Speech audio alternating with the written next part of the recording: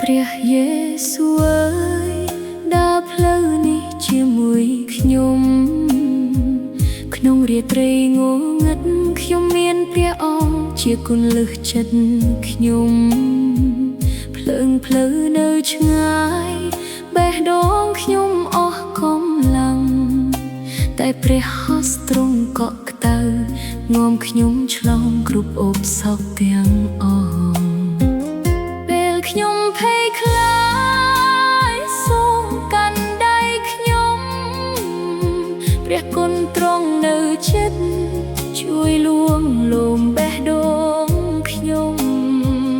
យកខ្លះវែងពេកដោយផ្លូវគ្មានទីបញ្ចប់តែព្រះអង្គនៅក្បែរមិនដែលចាកចេញពីខ្ញុំសោះ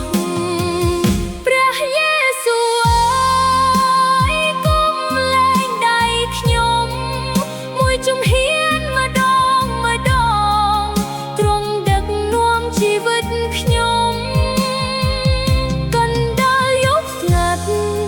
ទ្រង់នៅជាមួយខ្ញុំរហូតពន្លឺព្រឹករះខ្ញុំនៅក្នុងព្រះហស្ថទ្រង់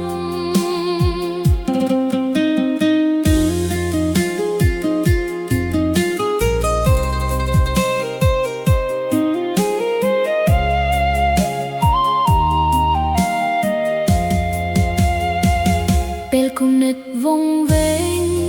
ហើយទត់ពេញក្នុងចិត្តសន្តិភាពព្រះអង្គបំពេញជីវិតខ្ញុំឲ្យស្ងប់ស្ងាត់ភ្លៀងធ្លាក់លើកញ្ចក់ងែកនៅមិនតន់ភ្លឺតែសេចក្តីស្រឡាញ់ទ្រង់នៅតែភ្លឺក្នុងវិញ្ញាណខ្ញុំកន្លែងដែលខ្ញុំធ្លាប់ឈឺចាប់តែម្នាក់ឯងព្រះអង្គនៅទីនោះរង់ចាំមកខ្ញុំដោយក្តីស្រឡាញ់ព្រះយេស៊ូវអើយកុំលែងដៃខ្ញុំទោះយប់ងងឹតប៉ុណ្ណាទ្រង់នៅតែដឹកនាំខ្ញុំពេលពន្លឺព្រឹកមកហើយភាពមកមាត់រលីខ្ញុំនឹងច្រៀងថ្វាយទ្រង់ព្រោះទ្រង់មិនដែលចាកចេញពីខ្ញុំ